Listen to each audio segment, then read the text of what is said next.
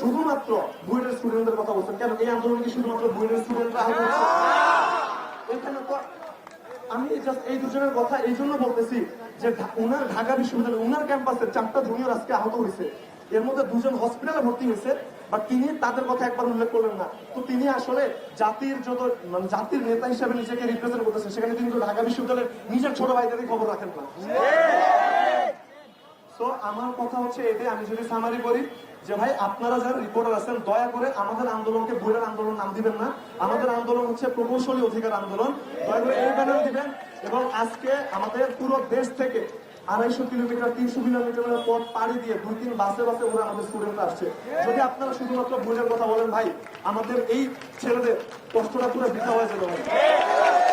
আর আফতাব ভাই, সাজিদ ভাই, প্লিজ দয়া করে যারা নেতৃবৃন্দ মানে নেতৃত্ব স্থানীয় যারা আছেন তারা দয়া করে সঠিক খবর জেনে পূর্ণাঙ্গ রূপে একটা পোস্ট লিখবেন।